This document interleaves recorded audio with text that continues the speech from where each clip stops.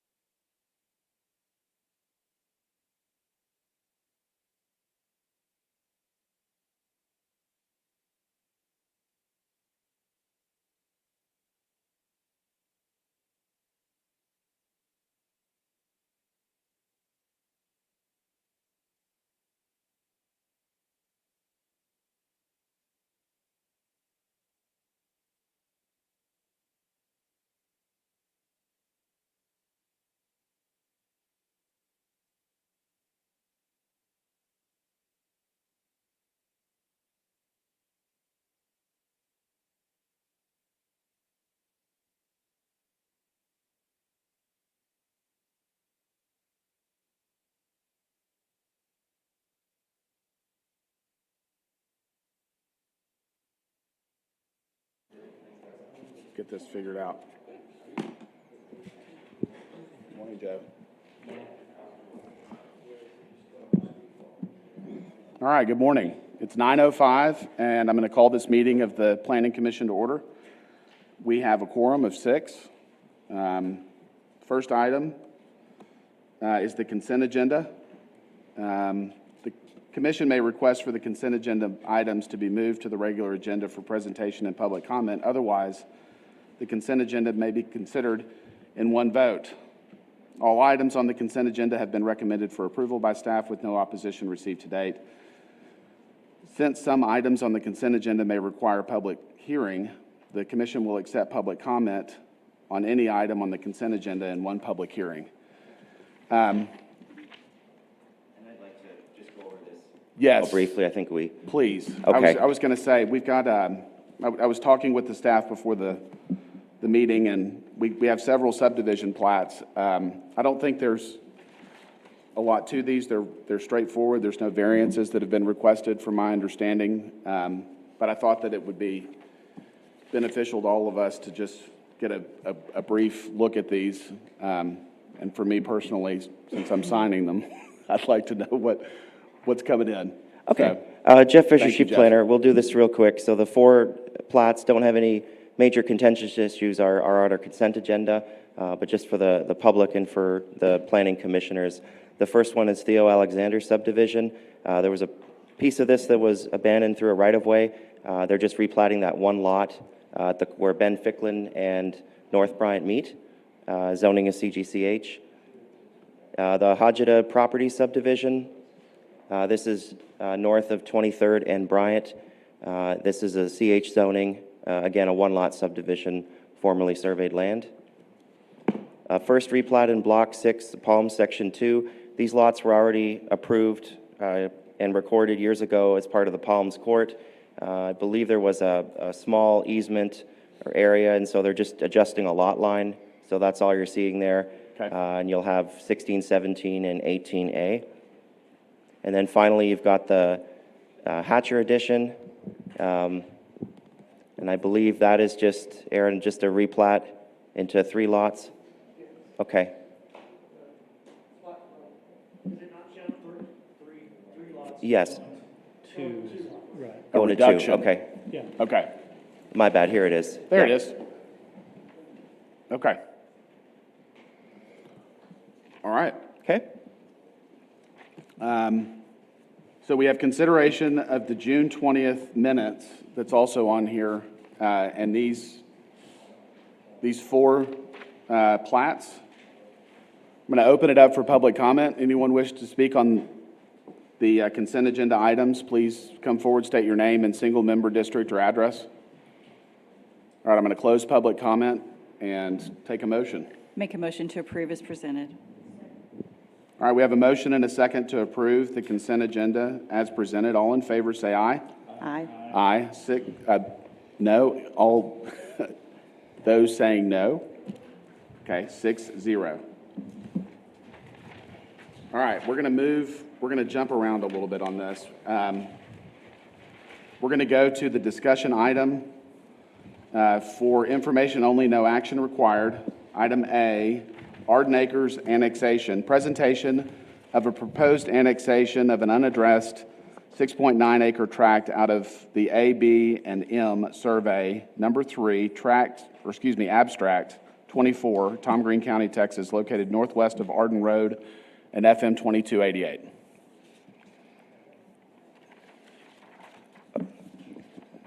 Thanks, Commissioners. Jeff Fisher again. So all of these next cases kind of all relate, or at least portions of them do. So I'm going to start with the proposed annexation. This is going to City Council on Tuesday, August 2nd to accept the petition. So this is just a discussion item today, so you all know what was coming up. They will need a rezoning of this piece, 6.9 acres, northwest of 2288 and Arden Road. So expect that zoning will probably be in for next month, Planning Commission, if they get it in. For now, we're just looking at annexing that land into the city, and they will need the zoning in order to move forward. A piece of this is part of a future preliminary plat that we'll be discussing shortly. It's a very small piece of it, but it is a piece of it. There is a minor collector road proposed to go through this. That might end up being realigned. If they do keep that there, they'll have to construct a street meeting that minimum road standard. Servicing as well. The blue lines, not the dotted, but the other blue lines indicate the water lines that are currently in the area in the sewer. So part of this will be doing a servicing plan if council accepts the petition, and then moving the servicing plan forward and looking at how all of those lots get onto city water and city sewer, which will be required. This will be in the Bluffs neighborhood, Larry Miller's District 6 after annexation. So here's the subject area. So the annexation is just the area over here that's 6.9 acres. This area as well was recently purchased and is part of a rezoning today. And then 100 acres, which includes this and a whole bunch of stuff up here, is all part of that preliminary plat. So just try to keep us on track here, but there's a few different moving parts.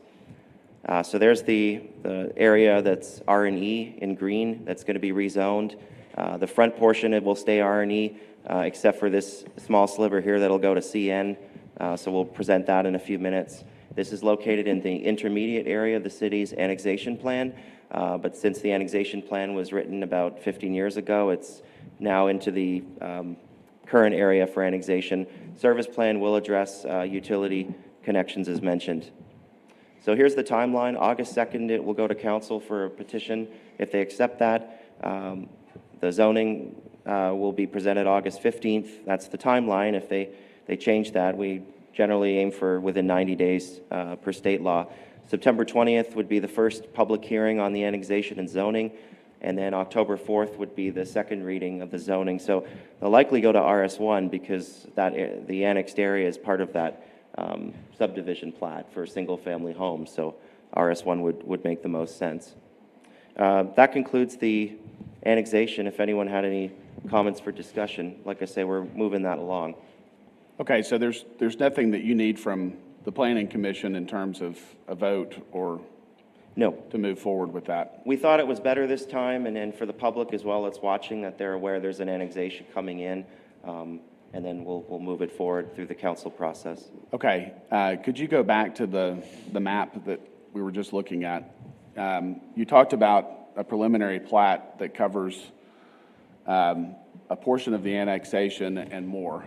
Can you give us a general idea of that area? Absolutely. So the preliminary plat is going to be 100 acres, and then the final plat, I had it here, which will be part of that, will be about 15 acres. So the preliminary plat will include all of this land over here that you see. So this part in green that's being rezoned today, Yes. RS1, the annexed area, and then another X number of acres. So that'll come up here like this to the west and to the north. So it'll be about 100 acres of a preliminary plat. So not all of that preliminary plat, particularly the huge area to the north, is going to be subject to annexation for now or zoning for now. So the preliminary plat would be approved for future development, and there would be a condition in there that they can't they can't final plat any of those preliminary plat sections that don't get annexed or rezoned. Okay. Is the land to the south of the annexed area in the city limits, or is it ETJ? It's ETJ. Okay. Okay. Anyone else have questions? All right.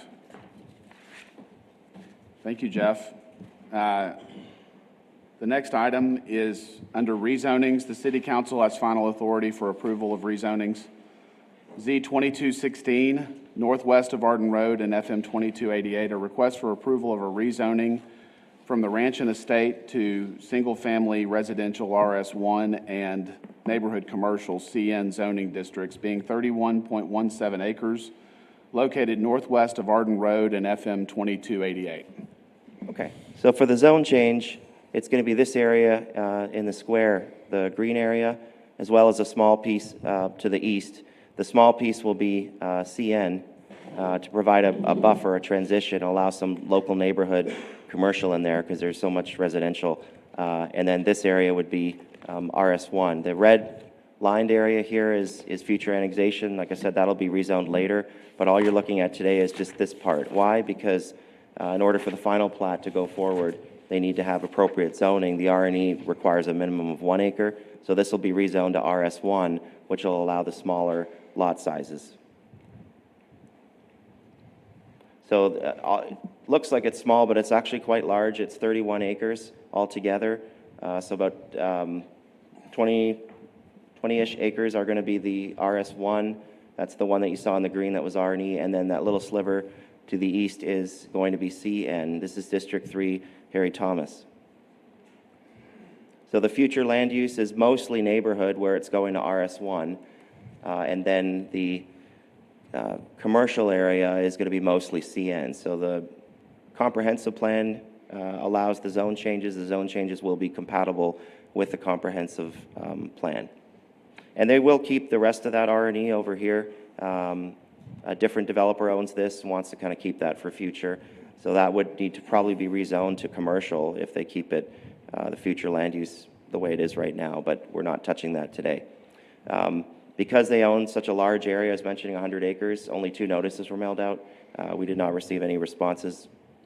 This is looking north on Arden, south on Arden, west of the property. As you go further southeast, it's pretty much no man's land once you go north of FM 2288 and Arden Road, but once you go south, you've got a subdivision on one side and then a storage facility on the other side. So again, keep the commercial closest to 2288. As you go further back, residential is definitely appropriate. So we think this zoning is meets the intent of the comp plan and the zoning.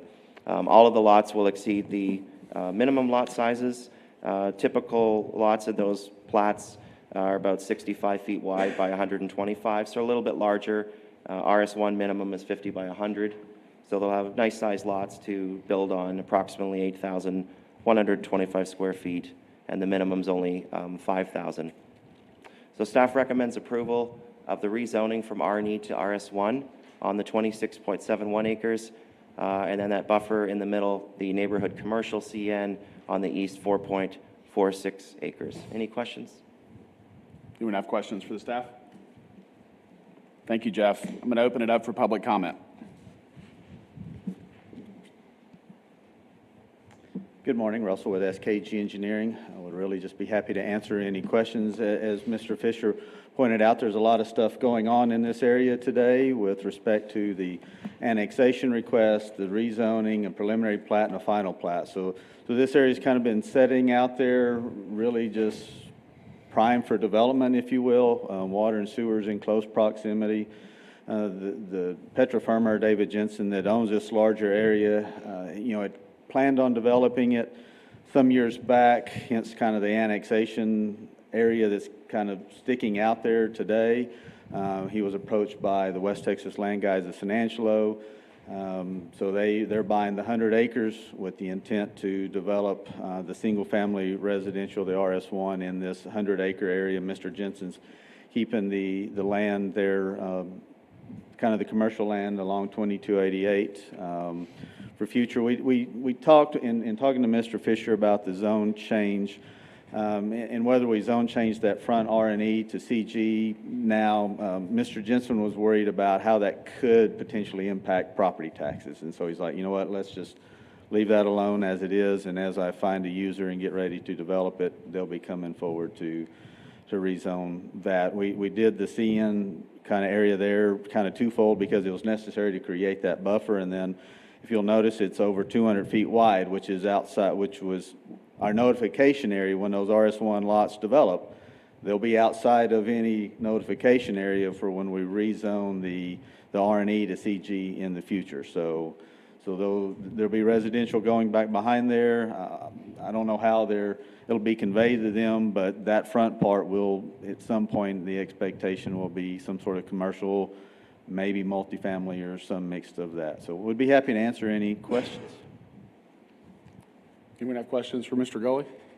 Thank you very much. Thank you. All right, anyone else wish to speak on this case?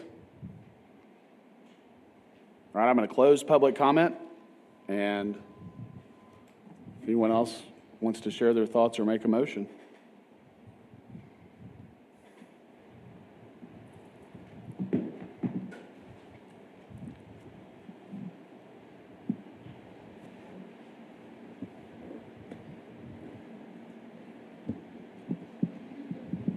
I move that we accept as presented.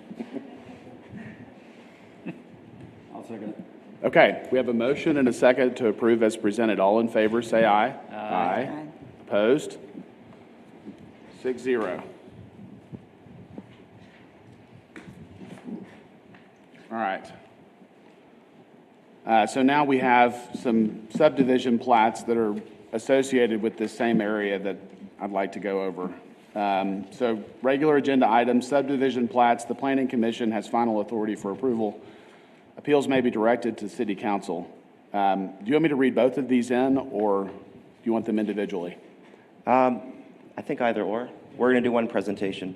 Okay. So item C, PP 2205 Arden Heights, preliminary plat, a request for approval of a preliminary plat of Arden Heights being 100.35 acres located northwest of Arden Road and FM 2288. And then item D, FP 2218, Arden Heights, Section 1, a request for approval of a final plat of Arden Acres, Section 1 being 15.795 acres located northwest of Arden Road and FM 2288. All right, thank you, Commissioners. I think this map probably makes a lot of sense now that we've gone through this. So that red box here where the final plat is that you're looking at, that's the part that's being rezoned to R&E, as well as a portion of, including this part of the preliminary plat. So preliminary plat is a much larger area. So again, that area to the north is not going to be annexed in or zoned for some time. But again, they'll have, before they final plat anything up here, they're going to have to come in and annex and rezone it because the lot sizes are only, like I said, about 60 by 120. So they would need to do that. Same neighborhood, same district as before. On the preliminary plat and the final, there is a future collector road that's running through east-west here called Bosque Drive that's going to connect the plat to FM 2288. That is a major arterial road, so under the new sidewalk ordinance, they will have to put in sidewalks. Since it's only a road, it's really just the ramps because there's actually no sidewalk. It's just the stub outs here. So that will be a requirement of the final plat. The preliminary plat is 382 lots, and then the final plat, which is just a portion down here, will be 53 lots. So that's what y'all are approving today. Again, I'll go through this quick, same pictures as before. The preliminary plat and the final plat section in the preliminary is exact same lot sizes, so it conforms. The sidewalk ramps are required based on a major arterial road, and TxDOT, as you know, has been gradually filling in, chiseling out sidewalks along that area anyway, so this will just continue those sidewalks as future development happens.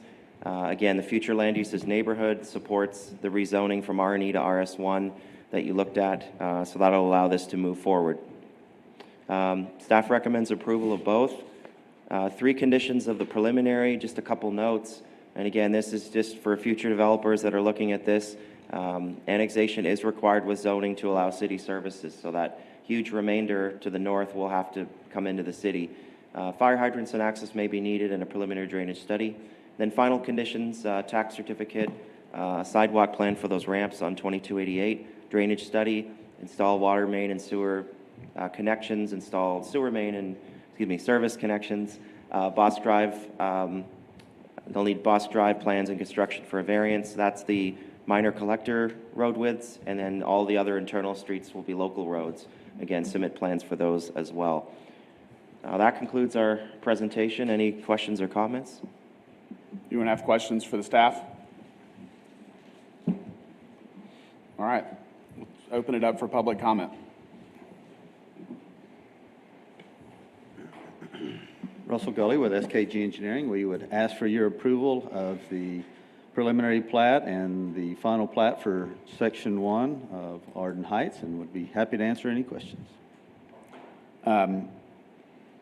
Russell, are you working on the final plat and the annexation land seem to match up, but the preliminary plat covers a larger area? Is that correct? Jeff, could you go back to maybe the graphics of the preliminary and final plat? The annexation area, if you look at the preliminary plat, is the westerlymost street. And so the final plat of Section 1 is within the area that is currently annexed. Okay. The annexation line is just at the west boundary of the final plat. So it's, the annexation area is largely that area to the west of this first Section 1. Is the developer in the process of rezoning all of this plat?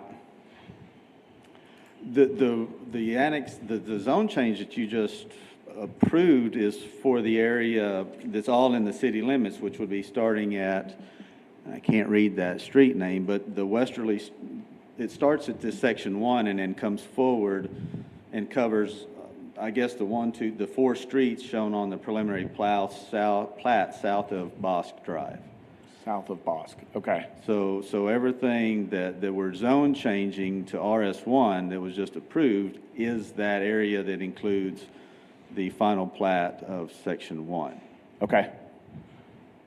So there's not currently plans, you're not in the process of rezoning the northern section of the preliminary plat at this time?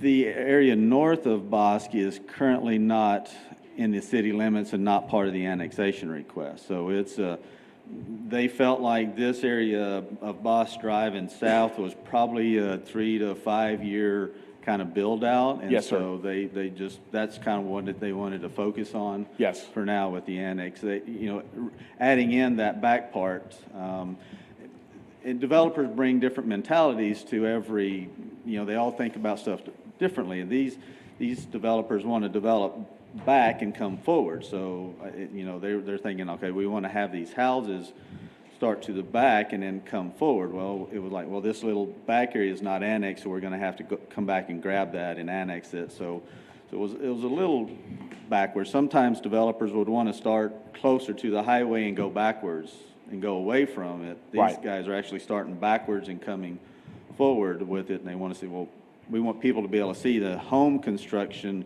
from 2288 until we're built out there. So they really wanted to start all the way to the west and catch that area that's outside the city limits, but because it was an annex, they came in and are catching these 2 streets that for Section 1, and they'll probably come back and grab that 1 street to the west once it's annexed and zoned, and then move back forward and finish out the other 2 streets to the east that's all on the south side of Bosk.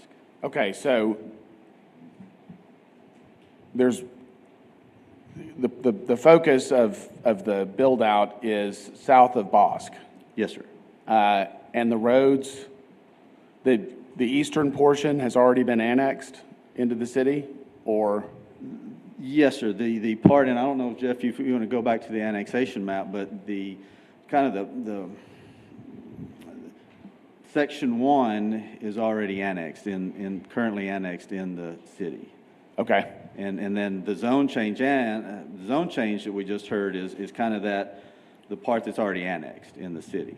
Okay. So the annexation will be that back 6 acres that's west of this section 1. Got it. On the left side of the red final plat Yep. box. Yes, Save to left. the, It's the save left. The west, to the left of that red box. To That's the right. left of That's the gonna red be box annexed in. is what's being annexed. Okay. Okay. Does anyone else have questions for Russell? Thank you, Russell. thank you. Okay, anyone else wish to speak?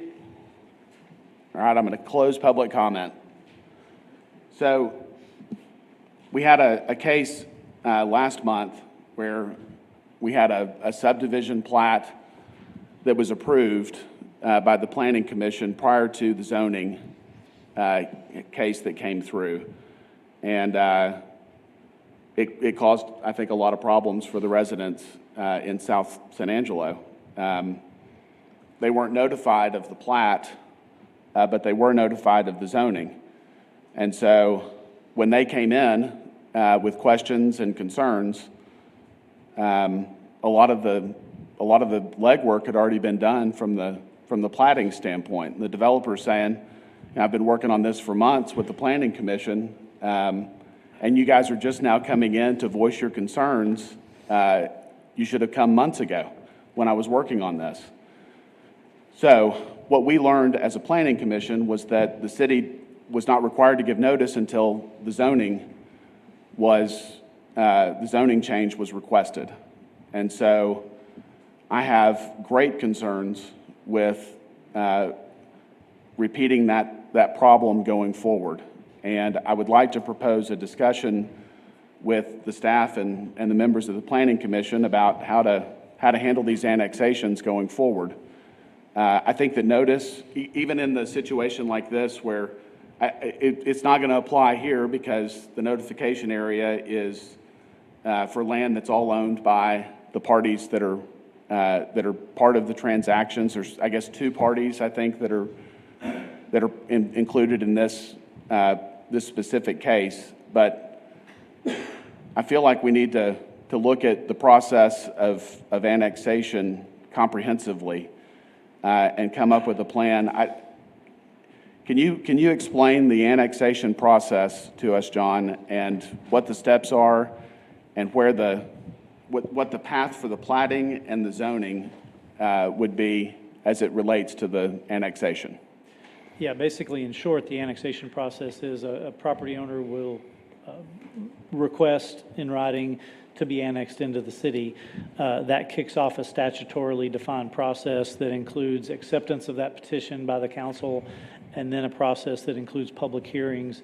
As you noticed today, it does not require anything of the Planning Commission. Right. We bring that to you all just for information. But then there's a process whereby the city council holds, I think, 2 public hearings, and then adopts an ordinance basically annexing that property. Okay. And so that takes anywhere from 2 to 3 months, roughly. Is zoning required for the property to be annexed? It's not technically required to be zoned at that time, but that's our normal process now, is to have a zoning case for that property to be going concurrently with that annexation. Okay. And then in terms of platting, if someone is platting property in the ETJ, are they required to zone that property? What are the requirements within the ETJ, and how do they maybe vary from within the city limits? Well, I'll answer that in 2 ways. One, for a preliminary plat, that is basically just a future vision of a large area. Here's how we plan to develop it in the future. And so there's really no requirement for annexation or zoning for a preliminary plat, because it's really just a conceptual layout so that the developer and the city know what the future plans are. It's the final plat that actually literally creates legal lots. And so that's where any requirements like that come in. So yes, technically, before you can plat a lot, it has to have the proper zoning for that size lot Okay. that you're proposing. So in this case, with the Arden Heights Section 1, they don't have the zoning yet, although you did hear it today. Yes. It will go to city council. And as we do with other items, we have included that as a condition. So technically, before you approve a plat, they're supposed to have water and sewer. Instead of making them go put water and sewer in the ground before you'll even approve the plat, what we do is you all approve the plat with a condition that they address the water and sewer and road construction and other things. So that's what the purpose of those conditions are. In the past, we have, in some cases like this, recommended a condition that you can go ahead and approve the final plat with a condition that the rezoning is approved. You're not obligated to do that. You could say, no, it doesn't have the proper zoning yet, so we're not going to approve this until it does. But again, you also have the ability to make that a condition. So the plat doesn't get finally approved and doesn't become official until all those conditions are met. Okay, so in the case of the project in South San Angelo, did we approve a final plat before it was rezoned? You did. Now, I will say a difference with that one versus this one, that zoning came later after the final plat. In this case, you're hearing that zoning case today. Yes. Now, well, and to be clear, as Russell pointed out, this annexation that you saw today is for a different piece of property than this final plat. Yes. So this final plat is in the city limits already. You heard the zoning today. You're correct, it still hasn't been approved by city council, so technically the zoning's not in place. But if the concern is people who might have gotten notice weren't aware of the final plat, in this case, today they would have been because both of those items are on today's agenda. And so Okay. that's a difference versus Fairway Downs. Okay, so today we have a preliminary plat for a much larger area than the final plat that is also being discussed and considered. That's correct. Can they develop the preliminary plat without zoning? Are there, No. or annexation? No, again, a preliminary plat is just here's all the property we want to develop ultimately and the whole layout of it. And that's mainly so that we can ensure all the roads connect properly. If we were just to allow final plats to be done individually, that's how you sometimes end up with problems where, you know, this development, the roads stub out, but the next development, the roads don't continue. Yes, sir. And so the preliminary plat is looking at the big picture, but a preliminary plat does not create legal lots. It doesn't allow lots to be sold. It's more of a conceptual layout of the property. Okay, and for the platting process, there's no notice that's required to be given for platting. For the most part, there are some exceptions in state law for residential replats, but for greenfield annexation. development like this, there are no requirements for platting. And just a reminder, the difference between something like zoning, which is discretionary, you all can decide, is this the right zoning for a property? Yes or no? Does it make sense? With a plat, your job is not discretionary. It's simply you're reviewing a plat to see if it meets the city's subdivision ordinance standards. So it's more of a ministerial type action.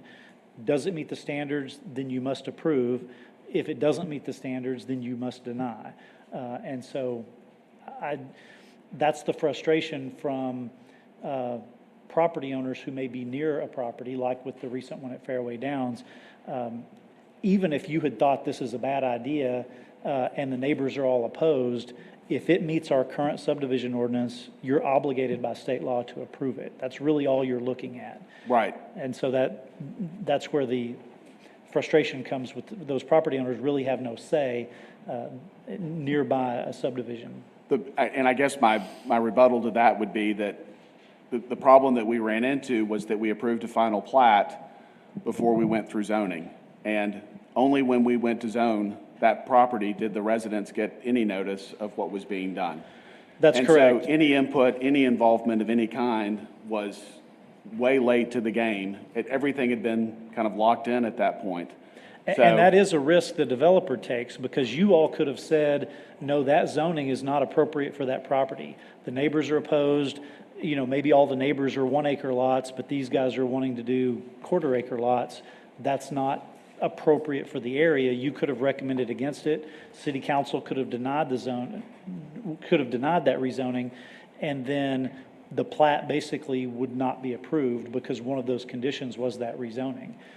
It's kind of a backdoor way of doing it because, again, the plat's already approved. Yeah. But it would have effectively denied the plat because you would have blocked off the avenue for They wouldn't have been for one of the allowed conditions. to move forward with the plat. Right. Because the zoning wouldn't allow Right. the development. Okay, so, That's why it is a little bit of a risk for a developer to go through the whole platting process, get it approved, only to not meet the condition because a rezoning is denied. okay, so I guess what I would like to propose is, and this is for discussion with everyone else up here, I would like to see the zoning ahead of any final plat that's proposed, so that we know that the notice is going to the folks that are in that area ahead of time, and we have their public input and consideration for the zoning case, which is, like you're talking about, if density is a major issue, that's the best time to hear it before we approve a final plat.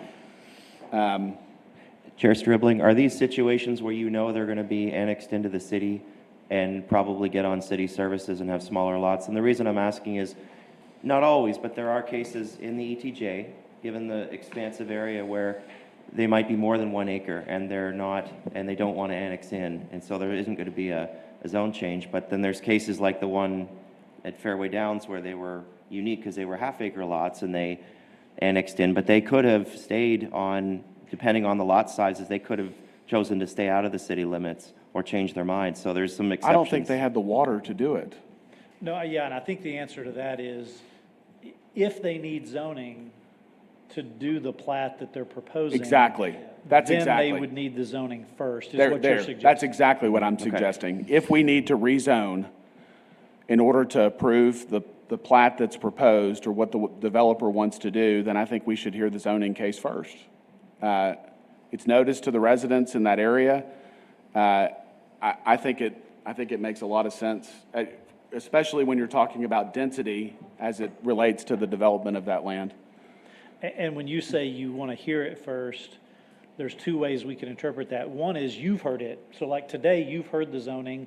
If you're comfortable with it, then you could approve the final plat. Yes. Or are you suggesting that it go all the way through the council process before they bring the final plat back to you? I would leave that question to my colleagues. My main concern is notice to the residents. And so. What step do you notify the residents? Before, to us or to the council? Both. They get notice before this meeting of the public hearing at this meeting for the zoning, and that same notice gives them the date of the city council That would meeting. So suffice. if for example, on this zoning, if anybody had been opposed, they would have had the opportunity to be here or submit their written opposition. Right. And that was the problem with the South San Angelo tract, is that we heard all of the plat discussion and 3 or 4 meetings, and then the notice was sent out for the rezone after we had been through all of that. And it created quite a stir because we had done so much work ahead of time that we had approved a final plat without zoning. So was that a unique situation on that one? I mean, again, I've been on planning for a year and a half now, and that was the first time that's ever happened. that's since the I've- first time It I was can very recall. unique. Yeah. It was unique. Yes, sir, please. I'm going to open public comment. Yes, sir. I have a question. Okay. Okay, I already have a preliminary plat that was approved way back when. And so now I want to apply for annexation of part of that preliminary plat. And so normally the zoning would be concurrent with that, because when it's annexed, it's ranch and estate. And so I would run it concurrent to RS1 for single-family residence. So can we put out notification of zone change with the annexation? So that the people see the sign and see that it is going to be annexed and a zone change? I mean, I'm not wanting to wait 3 months to annex it. No, I don't have a problem with that at all. And then 2 months to get a zone change, and then 2 months to get a plat. Now we're 7 months into the deal. Right, and just so we're clear, my objection to what happened before is that the residents weren't notified until the final plat had already been approved. And the annexation and rezoning came to us last month, and that was the first notice that the residents in that area had been given about the development that was occurring. We had already approved a final plat. And so that created quite a stir. The residents were very upset about that. And I think if the residents are given notice before we've gone through the platting process and they have the opportunity to voice their concerns or have input, then that's sufficient for me. I don't see any reason, though, why it couldn't be concurrent. No, and I was just going to answer that. That's Yeah, with I this don't have a problem with annexation that. and all of the ones that we're doing now, we're running the zoning concurrent with the annexation. So the annexation and the zoning should be approved at the exact same council meeting. So they're going Yeah. together. And so at what time does the final plat go in?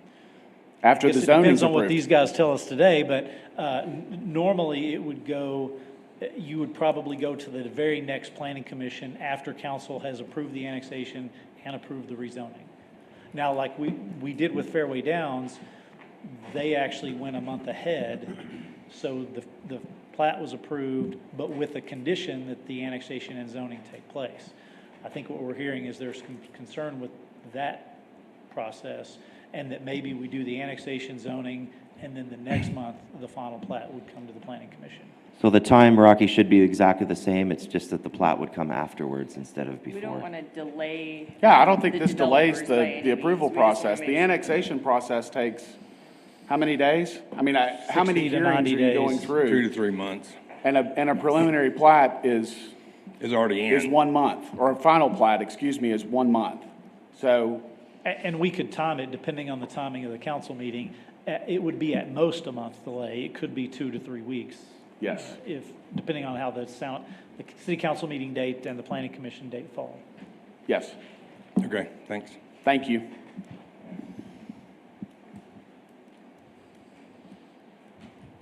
Good morning. Morning, I'm David Jacobo. I'm just kind of move up because this is a topic that I am following with y'all as well. Yes, sir. Okay, I am a small business, and then I'm also on the board with the construction board where my intention is to try to help the working class and the small business Yes, sir. and try to take focus on their problems as well, like you are. Yes, And sir. I appreciate that. Okay, I'm kind of moving up because I got to get back to work. Okay. I'm behind on work. On the rezoning on 208 Block West Avenue L Hill, Mr. Fisher does know me, and he knew I was upset about the situation. Did not know any notice until there was a sign on our property without notice. Yes, sir. I see your case, and what I'd propose doing is hearing that case immediately after we close this one. Well, I gotta leave. I gotta get to work. My problem is that this notice, I appreciate it if you can give us the notice and let us know what's going on. I understand if the developer has bought their property, they can do whatever the heck they want to do with their property. But don't go across our property and start trying to do everything unless it makes paperwork easy for them. I don't know, Brandon, on the legal part of it. Is it all right for them, once they start going to one property, they just start changing everybody else's property without notifying us? So you have a property that the staff has proposed rezoning. Yes, That and is not a specific, it's not necessarily related to this case. Not this You don't case. own the property that's. No, but it kind subject of to falls this. into this subject. It's in that matter. block. I Yes, sir. understand. And that's all I'm just trying to get. And I'm just trying to jump overhead so I can leave Yes, sir. and go to work. And that's We the have to call a property point that of order. I would want some support from y'all instead of the realtors taking advantage of, our hard work. Yes, You sir. know, I understand your And I know we're getting off concerns. the subject, but I- this is, Yes, sir. If you'll give us the opportunity to just close this case out, I'd be happy to open up public comment as quickly as I can on that yeah, case and but let you this come subject speak. matter that you brought up, this is why I came up, but I want to go. But I was going to leave if we could. If you'll sit tight for 5 minutes, Okay. we would very much like to hear your opinions. Yeah. All right, I Thank appreciate you. that. Thank you. Okay, anyone else on this case wish to speak? in reading the land development ordinance, the code of ordinances under the Planning Commission action as it relates to final plats, there's several: approve the plat conditionally upon additional information, corrections, collateral approvals, and/or necessary changes. So that's kind of why, and that's the process we've been doing, is asking for conditional approvals. And an approval with conditions means denial until all conditions are met. And so an approval with conditions means you're denied until you meet all of those. And one of those conditions, in this case, and the one we're talking about, would be a zone change. And so, in this case, we're at least running them simultaneously, so the public has had the opportunity to hear it. We're a wholly different scenario than the south side. We don't want to hopefully not get penalized because of that scenario. So, we would ask approval of this with the conditions that we've talked about. And for developers, it's a fine line, and it's time, and it's money, and it's all of the different things that roll into this. And so, so the question is, do I want to get approval of the plat, of the zone change, start on engineering for the streets? And so it's a big, complex kind of schedule of trying to make all of this stuff come together. So yeah, maybe some clear direction on when and how we should do that. We may need to revise the code of ordinances if we're talking about pulling out and making sure that some sort of zoning is intact, that you guys would deny the property until the zoning is in place, But I think your approval with conditions, May and Brandon can speak to this, that approval with conditions is a denial until those conditions are met. So maybe y'all should have, if there was this opposition for that south side deal, maybe the zone change shouldn't have been approved. And that was a risk that these developers take, of doing all of that work of engineering and plat approvals, and that's why I tell clients, you're going in for a plat that doesn't meet the zoning. Now, if you don't get your zoning, this is all in vain. And so they recognize that. So it is a little bit of a calculated risk. The only concern I have, Russell, is the notice to the residents. Right, absolutely. And I felt like the case in South San Angelo was kind of done in a way to exclude the public from input and involvement. And they were hot when they came in last month, and we had already approved a final plat. And so I'm trying. If we had notice that went out on preliminary and final plats, I don't think we'd have an issue here, because the public's going to be notified. We don't do that, and I don't propose that we do that. Sure. But I think that if there's zoning that's required to develop what they're proposing, we should hear that ahead of approving a final plat for a subdivision. So. And I would suggest perhaps a compromise is, in a case like today's, yes, where you have heard the zoning case. Yes, sir. People have gotten notice. Yes. So if they bring a final plat that you haven't even seen the zoning, and so no notices have gone out, then deny exactly the plat. But in a case like this, don't make them wait until after it's gone to council. Yes, yeah. I agree. Okay, thank you. Thank you, Russell. And the south side was listed for a number of years by different agencies and everything. A sign would go up, it would go down after a couple of years, relisted. And so those residents saw signs coming and going, and when that final for sale sign was gone, they just assumed it hadn't sold. Right. And didn't, it was not on their agenda, wasn't on their minds, and it progressed. Right. Okay, so we have two items for consideration. PP 2205, which is the preliminary plat, and FP 2218, which is the 15.795 acre final plat. I'm going to close public comment and take a motion from anyone. One question before, and I'd like to make a motion, but on that install sewer main, are there actually sewer mains out there, or would this be septic? Yes, there will be, once the annexation is approved and the Okay. servicing plan is approved. Yes, ma'am. Okay, great. I'd like Okay. to make a motion to approve as presented. Second. Okay, so we have a motion and a second to approve. Do we need to hear these separately? No. Okay, so both the preliminary and final plats, we have a motion and a second to approve. All in favor, say aye. Aye. Aye. Opposed? 6-0 on both. Now I'm going to move back to rezonings, Z2214, 200 block of West Avenue L, tabled from June 20th meeting. Request for approval of rezoning from the general commercial, heavy commercial zoning district to low-rise multifamily residential and general commercial zoning districts being 1.24 acres located south of West Avenue L between South Randolph and Hill Street. Jeff Fisher, Chief Planner. I'm going to go through this quick. I know Mr. Jacobo's got to get going, and he has a couple things to say as well. We tabled this from last month, and the reason we tabled it is for two reasons. Commissioner Gomez is away today, but he had gotten some information about questioning about the legality of the sale. Yes, sir. Of the properties under number 4. Staff has researched that, has spoke with the new owner of number 4, looked at the warranty deed, looked through the appraisal district, looked through the county records, so we did not find any legality that we were unaware of. And so I think based on that, we would go forward. The second issue was how far do we zone these properties? And so the orange areas here wanted to go to, so all of this is RS2 right now, and they wanted to go to, Cgch, they wanted to go to RM1.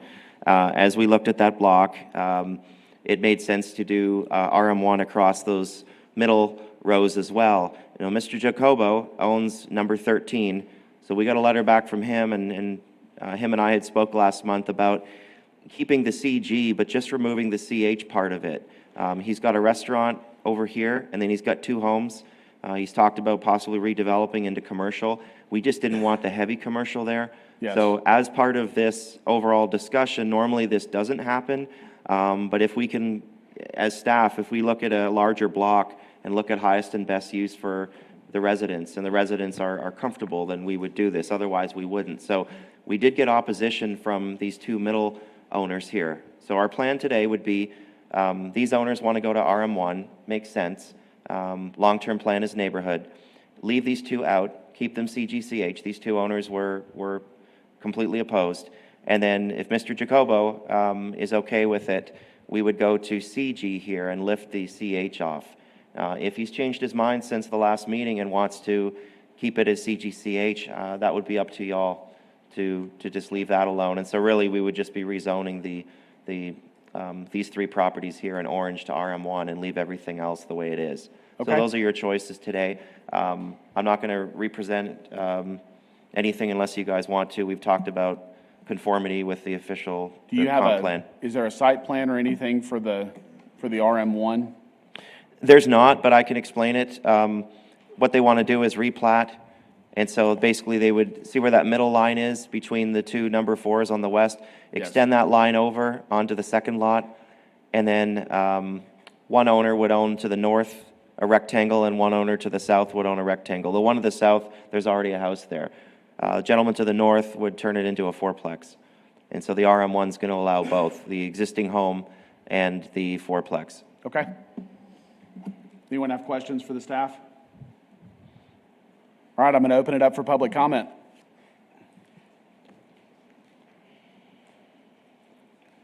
Again, I'm David Jacobo. Thanks for moving this up pretty quick, Travis. Yes, sir. So you own, you're 13. Yeah, my dad wanted to come out here. I didn't want my dad to come out here because Yes, sir. he's very upset. So he's going to be mad at me either way. But I'd rather speak. And, Trinidad, I know we met before. His wife has a small business. And when we saw it, we were very upset. We did get the letter the day after they planted the sign in front of our property. Okay. Of course, that made me upset. And of course, that would make any of y'all upset. Yes, sir. Had no idea what was going on. Now, what Mr. Fisher explained, I'm fine as long as they own the property, they can do that. The neighbors, they were upset as well. Yes, sir. So I wasn't able to make the meeting last month because I had to go to a funeral in East Texas. So we kind of called Sam and said, hey, what's going on with this? There's no way I can make this. But long story short, I'm happy with the deal, but just leave my property alone. Don't rezone it. Don't change nothing. Just leave it alone. Okay. That's all I ask. And the neighbors, because this is an industrial boulevard. There's 4 lanes on Avenue L, and there's 4 lanes on Avenue N. There's Miss Real's Corn Chips. The other side, we got the roofing, we got the Mayfield paper, and we got the food bank. Yes, sir. And I get about 100 people that show up in front of my deal when they Google. I get all roofing semi-trucks and food people, and everybody show up in my office. I get about 100 people a month. And it is commercial, and I appreciate it. I'm just a small business, trying to make my move, try to build something. The last time I was with the Planning Commission, I was very disappointed on how I was treated. I have no confidence in them right now. And the last time that I was treated, you're more than welcome to take a look at it. And also with the city council, it's just, I wasn't even able to defend myself. They already voted me out before I can stand and defend myself. So you can understand my frustration and how I dealt with the City Planning Commission the last time. Yes, sir. When this happened up, I was just upset. Okay, so just to be clear, you own My dad lot owns 13. the whole plot, the whole corner where that green star is, Yes, sir. all that area. And So then the there's- 2 lots over there are the neighbors that we kind of help each other out. We look out for each other, kind of keep an eye for any people that's, trespassing our property. Yes, sir. So, and a lot of the other people on the other side, but we asked if anybody got letters, and the only ones that got the letters were the 2 on Avenue L, and that was it. The ones on the whole circle around we talked to, they didn't have no idea, or they threw it away. Okay. They have no idea, but I do want to advance notice, not just for me, but for any people that are small business working class, just like you explained, that, hey, man, don't kick this in the dark and don't have some realtors come in and try to make money at our expense. Right. That's all I ask. I understand. Well, I appreciate it. Thank you for your time. Thank you. Thanks for coming. You bet. Okay, anyone else wish to speak? Good morning, my name is Steve Mejia. I own the property at 211 West Avenue, which is right next door to what's going on here.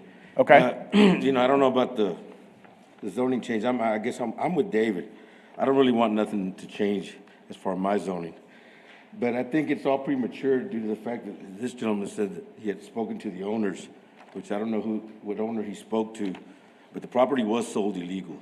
It was sold illegally. Illegally, yeah. Well, and Mr. Fisher is indicating that he's verified that it is a legal transfer.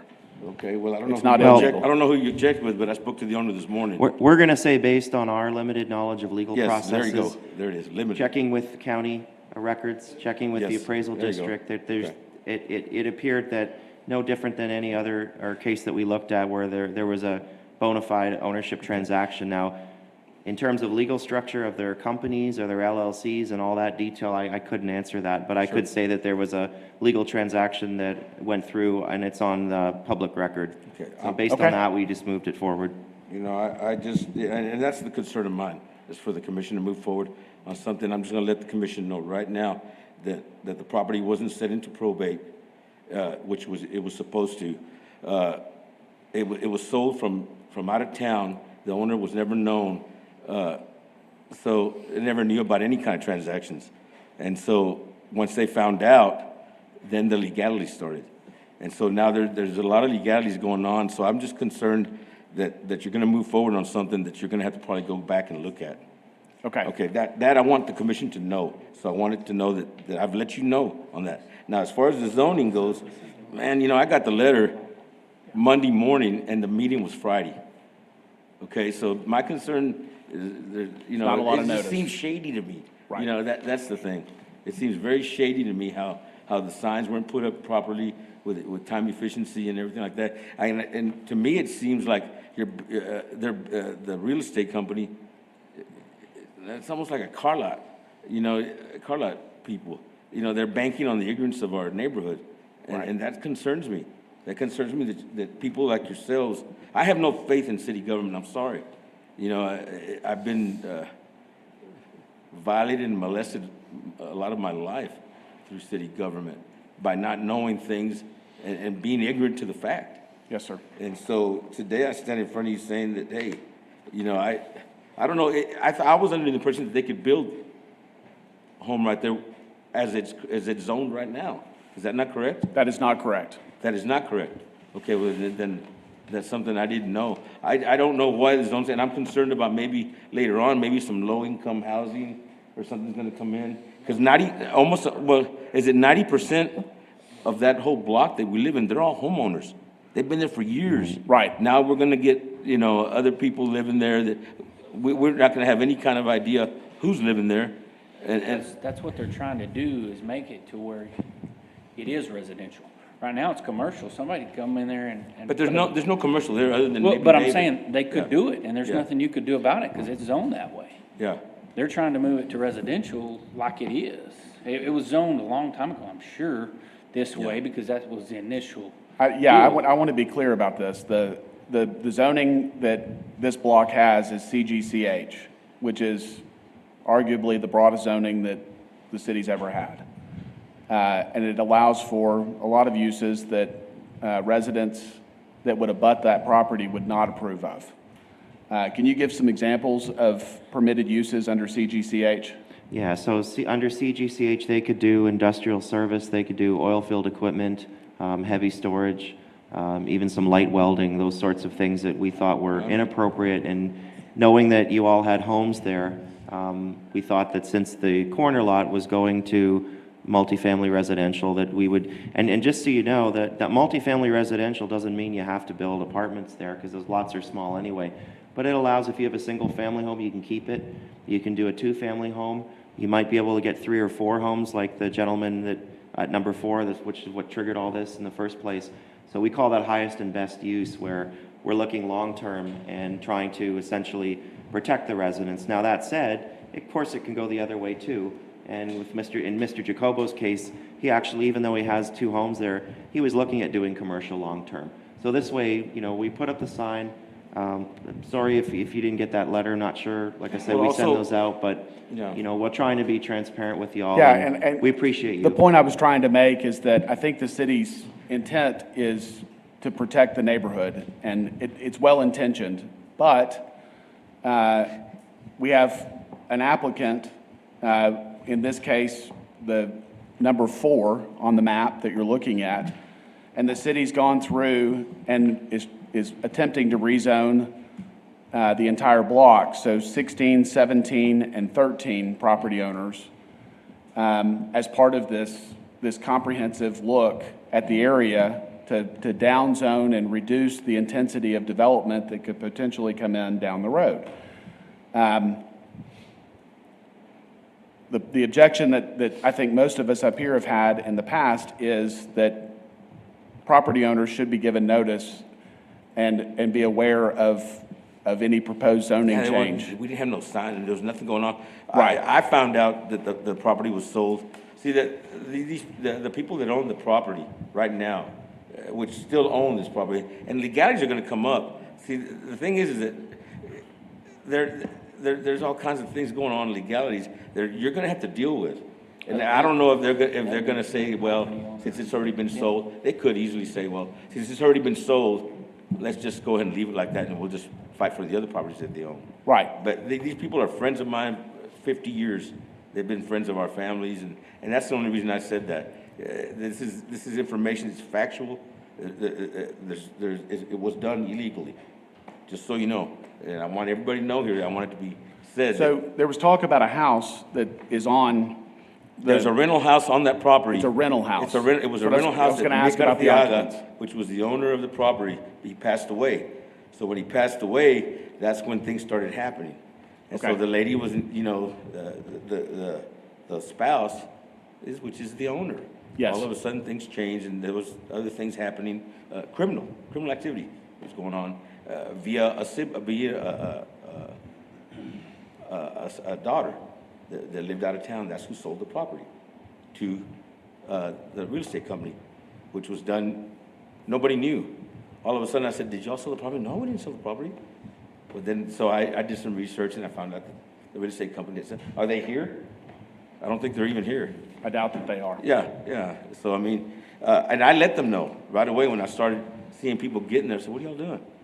Oh, no, we bought the property. I don't know who you bought it from, because Mrs. Arteaga didn't sell the property.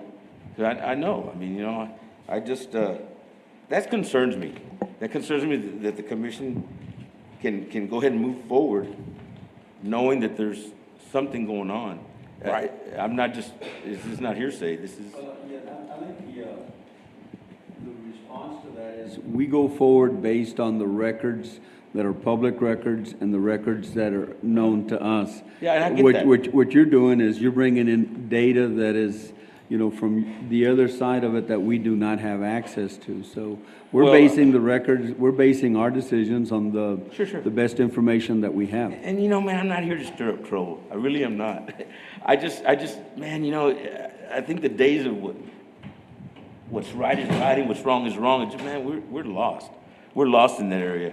You know, I just know that it wasn't done right. So Just as so you the, know. on those lots, is the proposal to leave them as is? And that's what I'm opposed to. Yeah, I want to leave my Okay. property the way it is. Yes, sir. If you're going to go forward with this, Sir, you said you were number 11? I'm at 211 West Avenue L. Oh, 211, okay, yeah, so we made that decision. We are not going to rezone your property at all. And so that's not going to affect me later on down the road, right? There's no change to your property according Is to there the going to city be a staff. change via residential coming in and saying, just change it without me knowing? No. Because I know people that were within the 1,000 feet of this change that didn't get letters. Right. Well, I So, think it's 200 What do you feet. say? Oh, well. Yeah. Is that's our answer to that, or what? Well, the challenge is they have procedures where they send those letters out, and it's similar to the public record. They have public record on where those letters get sent. If that goes to a PO box, goes to a relative in a different town or something, which we don't know, they send those out with the information they have. They don't have the manpower or time to go knock on every door because we hear a lot of cases. So they do the best of their I ability. don't know. You know, I doubt this would happen in the more. It's a big challenge. affluent. Don't get me wrong. It's something we Yeah, face I all know. the time. We've had, the challenge of notification has existed from day one when Long time. I came Yeah, onto yeah. this commission. And I think we can do a better job, and I don't know how to do that. I hope it's something that the staff and the city council. Well, I appreciate you Visit. bringing it to attention right now. I mean, I Yeah. know you said that Well, about it's the a notices. common We're it's a trying. common challenge that Yeah. we face. And what the city's doing is they're following the minimum guidelines for notice, which I think is 200 feet within an area of thought it was the 1,000 changes. feet. It's not 1,000, it's 200. And so if you look at this perfect circle, this It is goes to my ignorance. I mean, I stand here No. and I'm trying to. No. And I apologize for, you know, again, I don't want to make it stir, but So if you look at this map, the properties in gray are the ones that received the notice. And it's a perfect circle around this half block that the city was looking to rezone. Not just property 4, which is the case that we're reviewing. So it doesn't look like a lot of notice when you look at the map and see who got a letter and who didn't for the changes that could impact. yeah, there wasn't no signage. The minute I got the letter, all of a sudden, when David had called, I guess, the city manager, one of the Mike Dane, or see, he talked to somebody. All of a sudden, signs got posted. Right. You see what I'm saying? Yes, And sir. So, you know, that's a case to the realty company. Is that correct? No. Or is that the No, city? the rezoning is for the entire block. the- It's the city planning department is responsible for putting those signs out. Really? And that's one of their requirements on a rezone case. They are required to put signs in the So the lots. the sign was put up about 13, 14 days before the meeting, which is our requirement. But as let me well as the also be letters, but- clear, Yeah. you can't prevent someone from taking that sign down. Someone can steal the sign. So they mail notices out to folks, they put signs in the yards, they're trying, but it's an imperfect system. And Right, it's- well, and no, it's- I get that, you know. It's very difficult. So, as far as the rezoning, I guess my party be left alone. Yes, sir. Yes, sir. And what,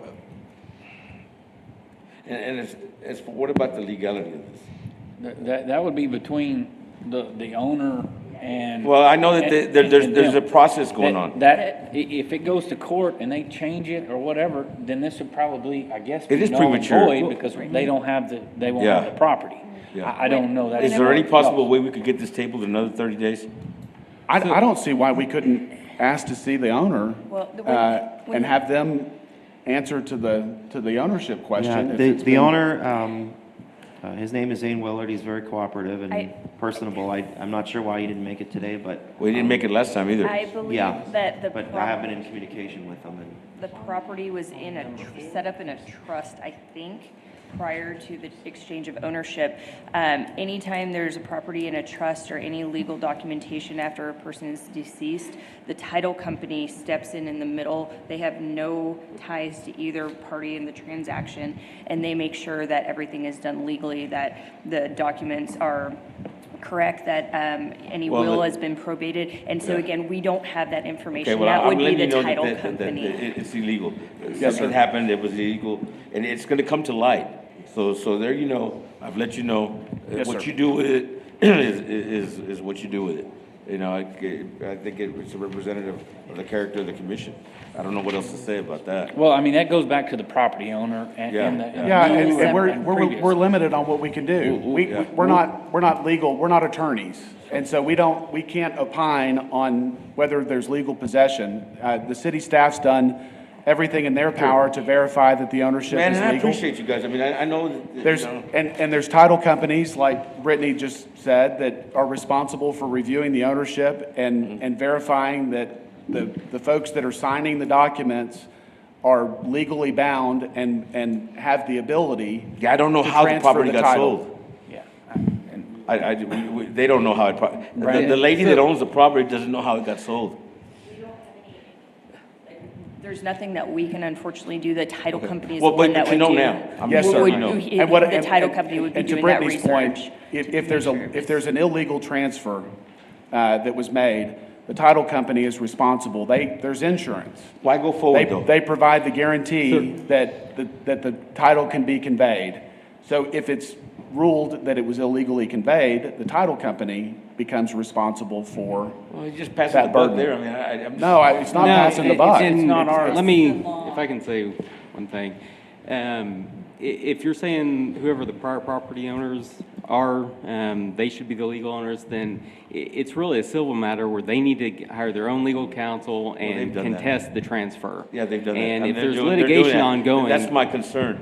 You're moving forward, and they're in the process of doing all this. Yes, sir. The property wasn't put in probate, which it should have been put.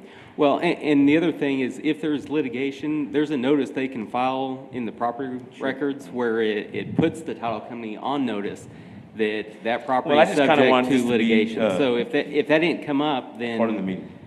That's the failure I of mean, their again, attorneys. what the commission does is what the commission does.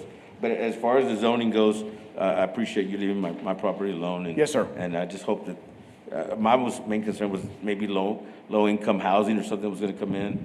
You know, we don't have no say on that, and all of a sudden, it's there, and, because we have there's a lot of issues there. Yes, sir. With crime and, you know, people along the fence lines, and, I mean, just daily, just 2 days ago, at Jacobos, they were trying to break into David's property. And I caught him Sunday morning, and, you know, every day it's something over there in our Yes, sir. neighborhood. mean, I understand your man, frustration.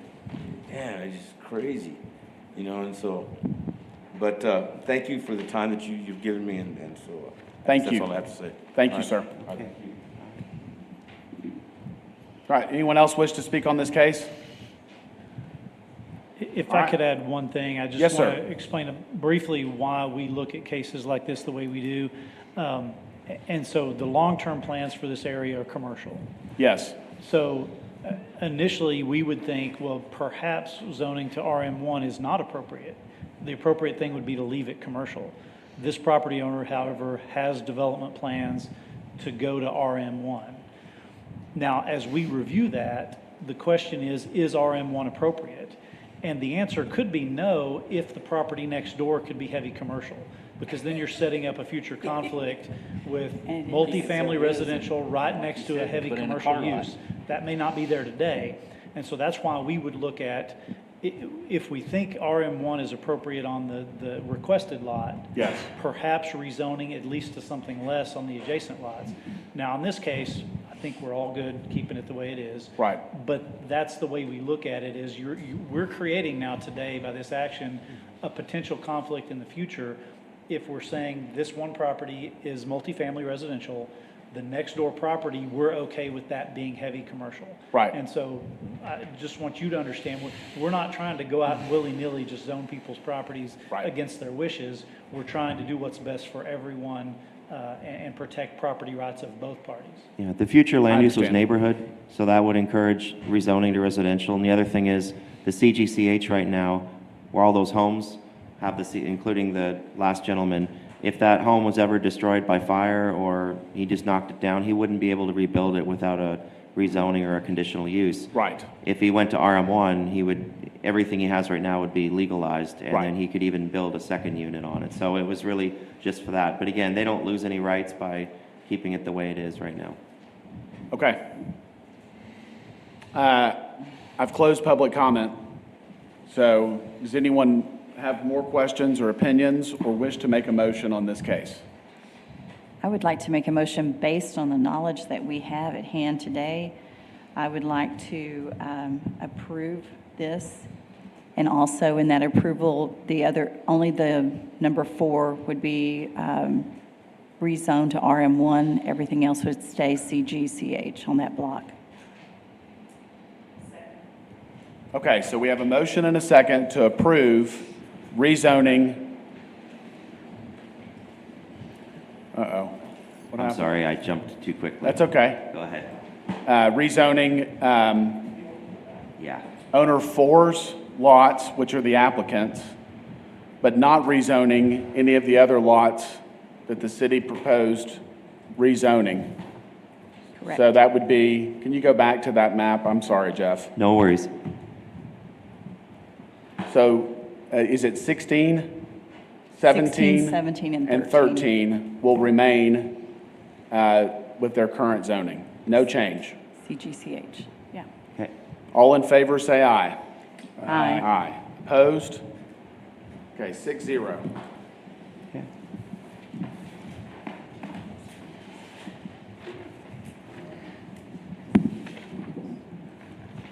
I was going to go here. Yeah.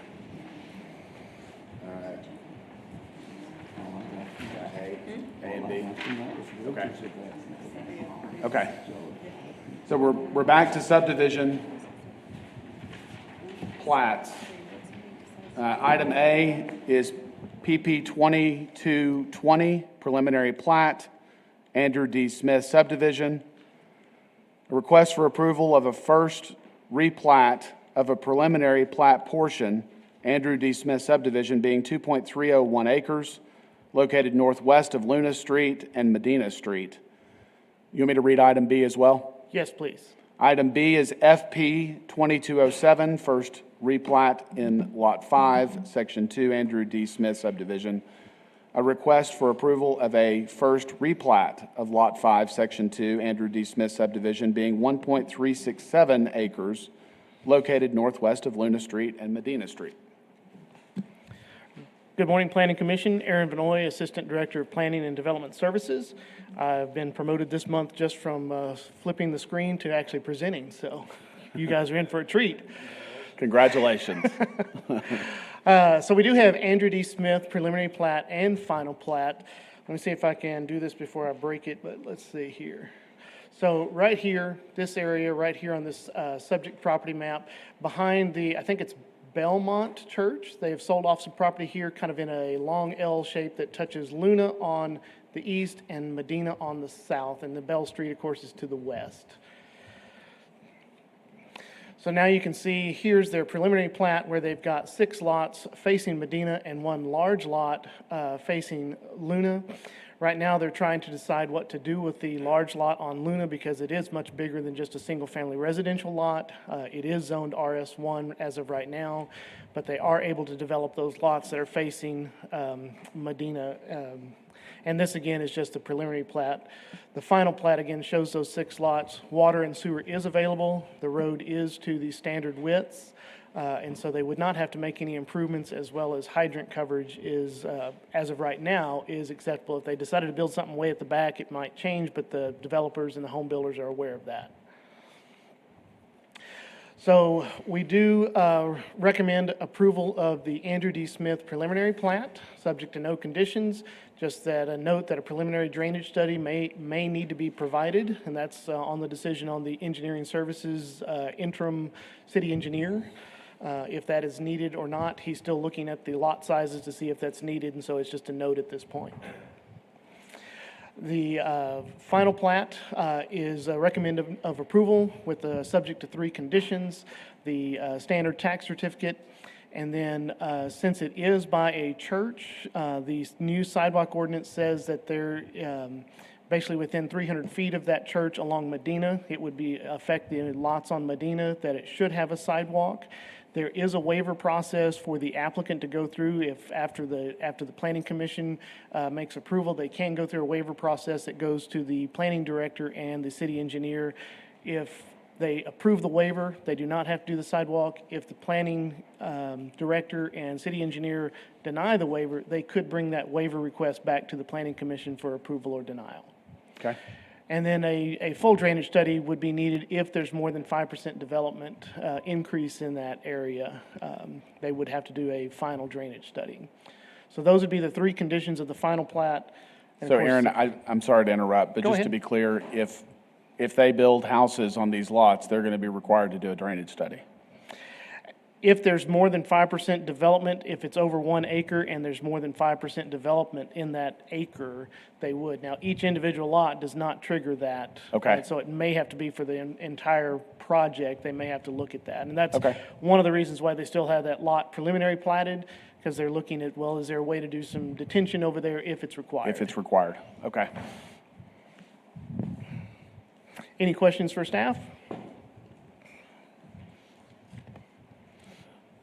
Any questions for the staff? Thank you, Aaron. I'm going to open it up for public comment. Anyone wish to speak on this case, please state your name and address or single-member district. Good morning. My name is Blake with Village Engineering.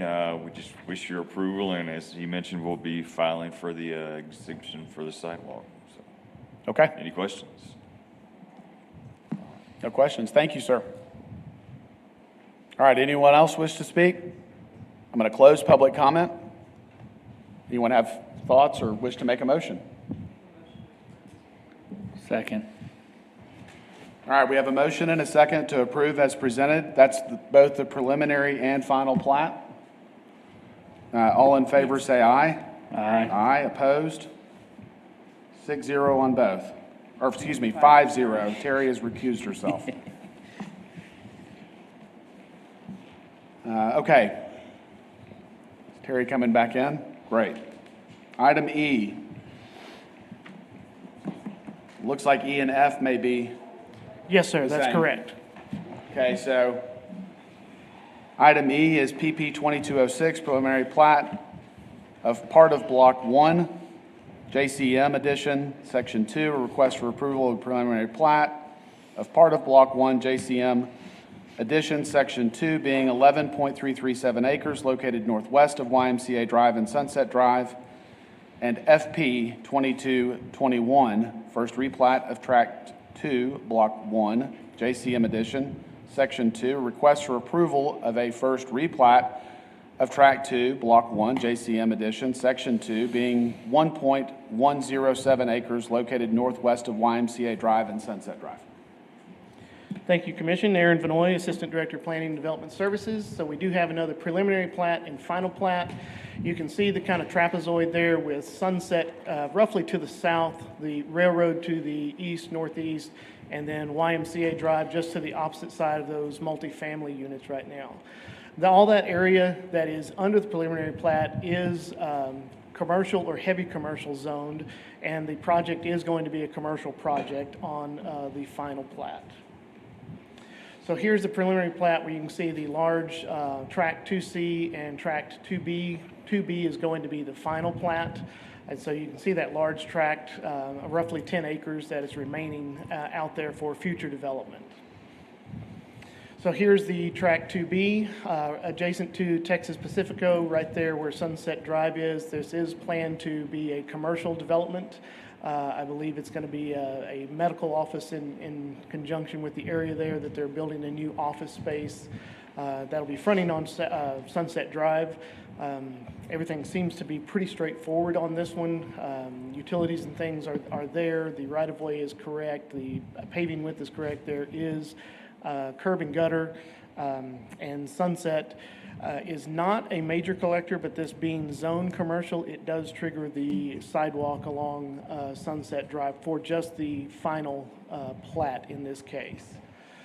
Here's the zoning. You can see where, and you probably saw in the staff report, that it was a kind of a split zoning, that it'll remain a split zoning on that preliminary plat, as it kind of takes in part of that upper portion, but the lower portion is heavy commercial for that commercial use. I think we've been in discussion, and I will get with Mr. Gully to make sure. I'm not sure if CH allows for that type of commercial enterprise that they're doing, but they are looking at possibly rezoning just that lot, which would be that 1 acre lot, or doing some type of conditional use that might allow it in the CH zoning.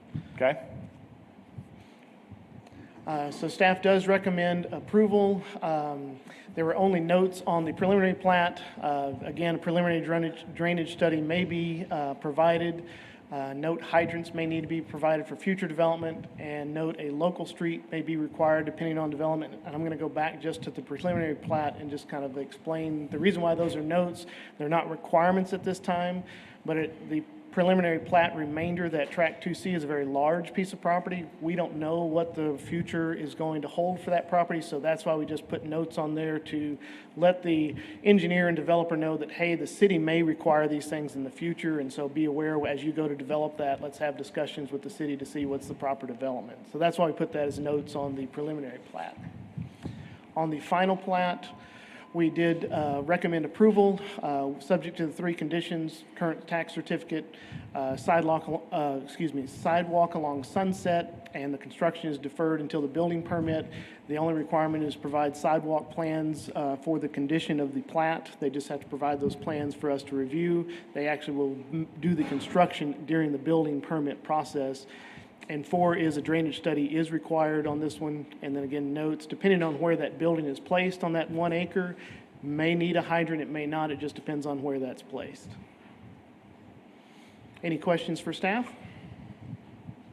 Any questions for the staff? Thank you, Aaron. May I open it up for public comment? Good morning, Russell with SKG. As Mr. Vanoy pointed out, there's a group, the medical office building people bought the entire 11-acre tract.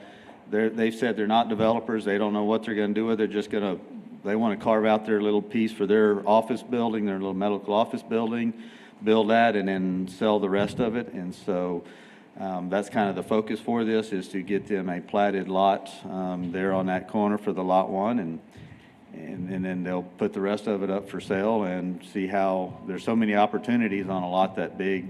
What may go there in the future, we just don't know. So that's kind of why we're taking it at the perspective that we're looking at it, and would be happy to answer any questions. And we'll request of the city engineer to defer the drainage study to a later point of development. We're currently working on the site plan and engineered site plan drawings, and we've got the drainage study and detention basin design done as part of that, so we can submit those to them just about at any time. But for the plat, we may just ask to defer it and get it taken care of as part of the building permitting stage, and be happy to answer any questions.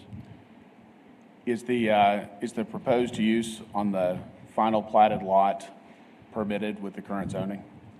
I don't know. That's why I was trying to look through and see if a medical office building is allowed in that zoning. So if it's not, we'll come forward with either a conditional use, special use, or a rezone. We'll just have to kind of dig into that with either Jeff or Mr. Vanoy and figure out what's going to be a requirement for that. Okay. I would point out that when you're looking at a plat, you're not really looking at the proposed use. In fact, often we don't know what the proposed use is, so you're really looking at, is the lot being created compatible with the current zoning on the property? In this case, it is. And so on the previous ones we talked about, they were creating residential lots that were too small for that existing zoning. Yes. But in this case, these lots fit in the zoning that it's in. If they happen to decide to use that property for something else that the zoning isn't compatible for, they would have to rezone. But these lots being created are compatible with the existing zoning. Okay. Thank you. Thank you. We did just have a note from Kevin that they would need to extend a water main a little further down this street to that lot. Okay. And so that is an added condition, and I think Mr. Gully is aware of that because I think they've turned their water plans in. So, yes. And So we're adding a note to extend the water main, we're adding a condition, yes. a condition. Yes, sir. Okay. And then Mr. Fisher did look up, and it says they would need a zone change if it was a medical office that were to come in there. And so we'll work with the applicant to, if that's what they want to move forward with, get that to you. Okay. Thank you. Anyone else wish to speak on this case? All right, I'm going to close public comment.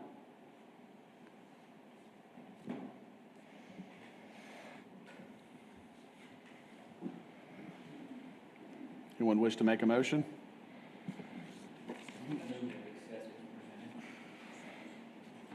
Okay, we have a motion and a second to accept as presented. All in favor, say aye. Aye. Aye. Or opposed? 0. So 6-0 on both.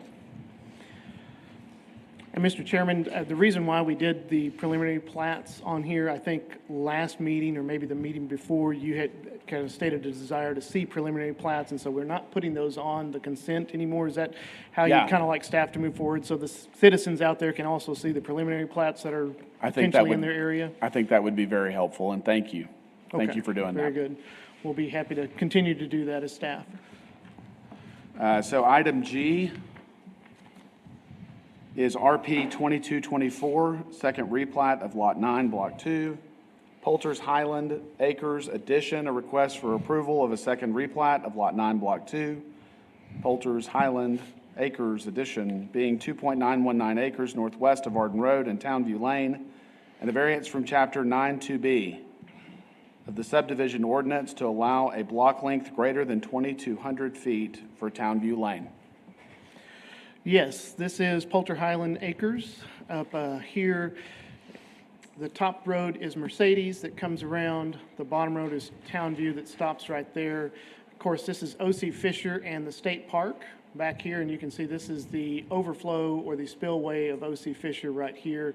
Just to give some context, we are looking at this lot on the north that is absorbing a piece that they purchased here from this lot in the south, and it is a second replat for the lot on the south as they are selling that piece off.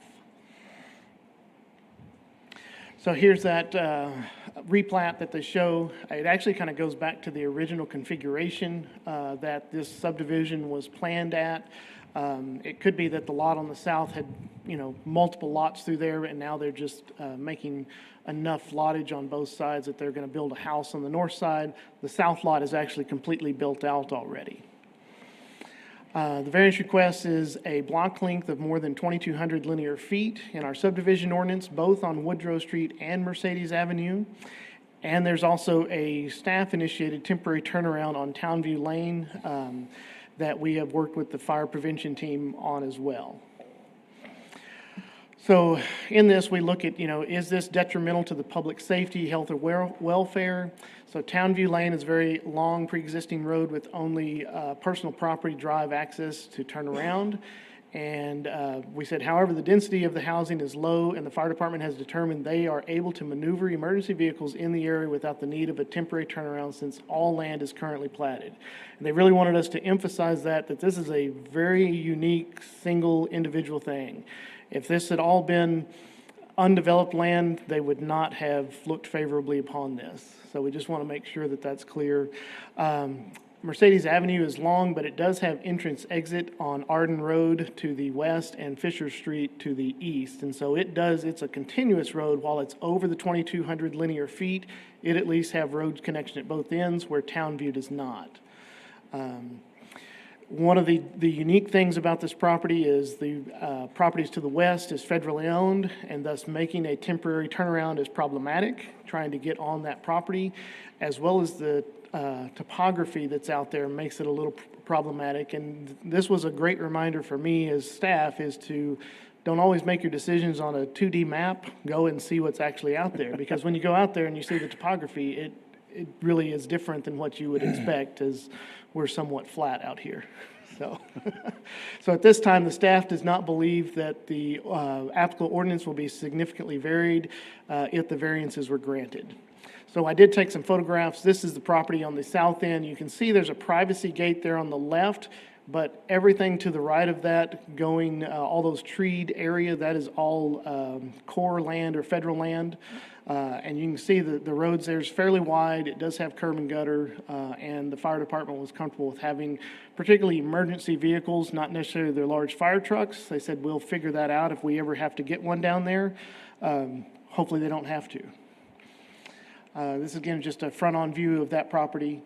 This is along a Mercedes. While the road is not as wide as Townview Lane, you see to the right there's quite a bit of right-of-way and AEP easement, and so there's lots and lots of room there, but it's also, you see the AEP easement is very tight to the road, so widening and doing things there makes it very problematic if you're developing one lot. If you're doing more lots, that makes more sense, and you can see there are hydrants out in the area.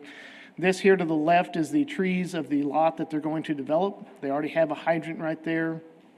Excuse me, and you can see the overhead power lines. I used that as a reference, so as I drove down Mercedes Lane, you see those power lines again, and you can see there's actually quite a bit of incline difference, and so that is challenging right next to their property of how do you put a road in that goes north and south or a temporary turnaround, and so that is our reasoning to support the variance of the block length. And then you can't really see it, and so I'm not a great wildlife photographer, but me and one of the American bison had coffee that morning. So just like to have those there. So this is recommend of approval for Poultney Highlands Acres Edition, Block 2, Lot 9. The only condition at this time is the tax certificate. All the infrastructure is there, and it's just a tax certificate. Any questions for staff? Any questions? All right, we're going to open it up for public comment. Thank you, Aaron. Russell with SKG. Really want to thank staff for going out and taking the time to see the scenery and look and dive deep into this one. It is very unique. We recognize that, and it's kind of going back to, if like Aaron said, to kind of what it was originally. Some people are just kind of selling some land in their backyard and wanting to build some homes out there, and originally this Highland Acres continued on, and then when O.C. Fisher was constructing the spillway there, they just cut it off. So it is very unique, and we'd ask for your approval of this one as presented. Thank you. Thank you, Russell. Anyone else wish to speak on this case? All right, I'm going to close public comment and take a motion or any thoughts? Move to approve as presented. Second. All right, we have a motion and a second to approve as presented. All in favor, say aye. Aye. Aye. Opposed? 6-0. Item H, RP 22-27, first replat of lots 16 to 19, Block 1, Lake Nasworthy Addition, Group 20. The request for approval of a first replat of lots 16 to 19, Block 1, Lake Nasworthy Addition, Group 20, being 1.748 acres located southwest of Knickerbocker Road and Red Bluff Road, and a variance from Chapter 93A1 of the Subdivision Ordinance to allow lots to not have direct abutting access to a publicly dedicated street right-of-way. All right, last case I have to present is Lake Nasworthy, Group 20. There's 4 lots here in question along Hillside Drive. They are all built out, and we're actually just kind of cleaning up some area that needed to be cleaned up because of some of the buildings may have been built there a long time ago, either right adjacent to property lines or over property lines, and it may have caused problems moving forward with some other permitting items. So you can see here, you can see some of those lines that are kind of moving back and forth, and some of the buildings that are on there. That's why I kind of showed this one. But this is a final plat, and you can see Hillside Drive there off to the right of the screen that comes through there, and right beside it says Lot 32. That's actually city-owned land. It's not technically dedicated as public right-of-way as of right now, and that is why we have the direct and abutting variance request that's come in. We do know that it is de facto road. The city maintains it. The city does everything there. I'm not sure about the land, if they have the property owners maintain the land as far as mowing, but the roadway, I know the city maintains that. So that's our one variance request, direct and abutting public right-of-way. If you look at it by saying they need to either increase that road or get to it, there's really not a great way to do that. If they were to increase the road, we're talking about 6 inches of pavement to get to the minimum. It's only a 25-foot wide road to get to 26. Their incremental half would be 6 inches, or you'd say, all right, you have to do a foot of paving. If you go out there and look at the roadway beside it, that's not really practical at this time. So right now, the staff does not believe that the variances that are needed for this plat to move forward are to the detriment of the health and safety of the public at this time. We do make a recommendation for approval, subject to just 2 conditions, against the tax certificate, and then provide access agreements across the private property, which they may already have. But they just are asking real estate, our city real estate is asking us just to update it if there's new property owner information of the private property, so they know who has the right access across those as their access agreement with the city. Any questions? Yes, could you go back to the plat? Yes. So what has changed? So I might have to have Mr. Gully help me. I got this fairly late in our cycle from a different planner. I believe this line here has moved, what I would say, to the south just a little bit. And I thought, and I could be wrong, this had been adjusted up here, but I thought that had been adjusted up there. And so it affected each one of the lots, not just the 2 in the middle, but also the ones on either side of them. So it's a fairly simple replat. Really, the only reason it's here is 2 reasons. One is the variance, and 2 is it's a residential replat, so it must have a public hearing. Okay. And is there a driveway or something that connects to Hillside on the city-owned land? Yes, How there does that work? is. And this is not a great picture. I should have included some better pictures. There are drives that come out here that connect. So there's one point of access? I think there is for these 3 here, but this one has its own, I believe, here, and the one down here as well. Okay. But most of them do utilize that one up there. Okay. Thank you, Aaron. I'm going to open it up for public comment. Russell with SKG, we would ask for your approval with the variance as requested. This is really cleaning up. I guess one of the property owners had bought 2 lots and did some improvements and moved some lines, and then bought the neighbor. They swapped a little bit of land and moved some stuff around. So this is really, I think one of them was going to put one of the houses up for sale, and so they were kind of like, you know what, let's fix this, clean it up, get the lines where they platted lines are, where we've done some illegal divisions, and correct that. So really, this is just kind of getting the platted lines in the correct location. So I'd be happy to answer any questions, and I guess Mr. Vinoy's done such a great job, maybe we can see him every month going forward for a while. So thank you. Thanks, Russell. Anyone else wish to speak on this case? I'm going to close public comment and take a motion or thoughts. Make a motion to approve as presented. Second.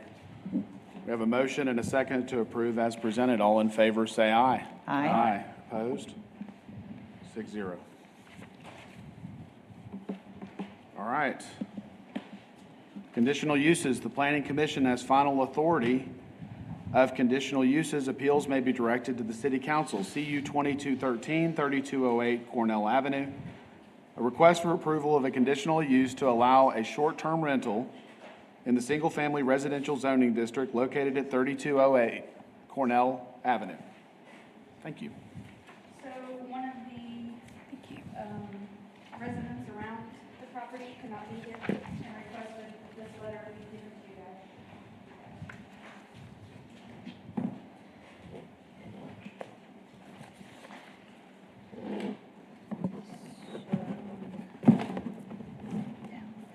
There we go.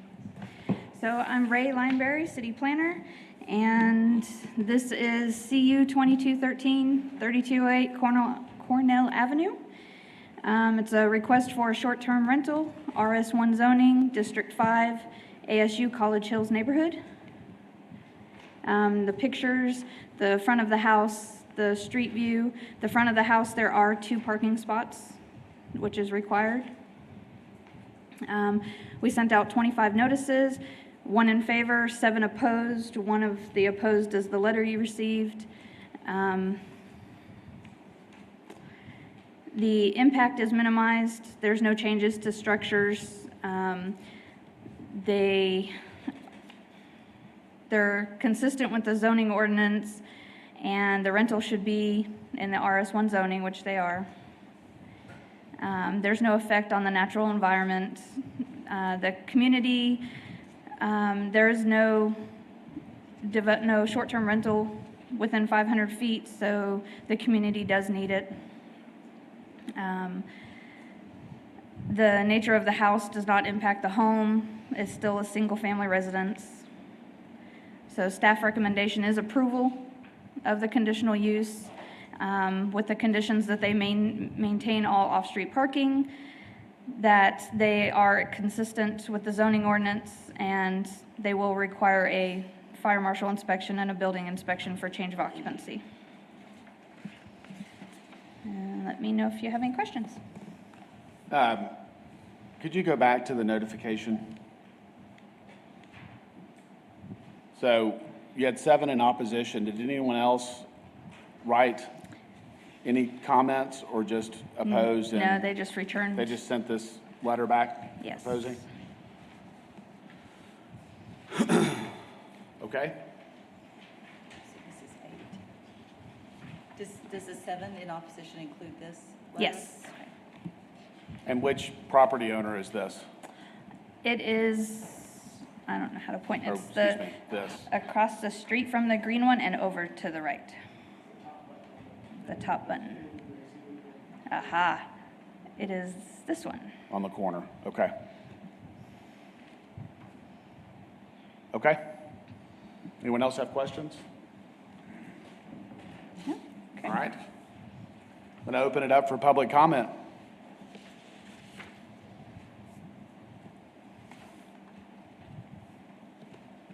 Hi, good morning. My name is Elizabeth Berry, and I'm the property owner at 3208 Cornell Avenue. I guess my in favor didn't get submitted, but I'm in favor of this proposal as well as the property owner. I'm here to answer any questions or concerns that the commission may have, but it's my understanding that staff does recommend the conditional use permit, and so I am seeking your approval of that. Have you owned this property for a long time? No, sir. I purchased this property in May. Okay. Thank you.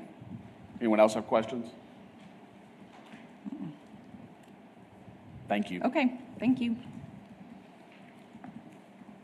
Anyone else wish to speak on this case? All right, I'm going to close public comment. Man, a lot of opposition.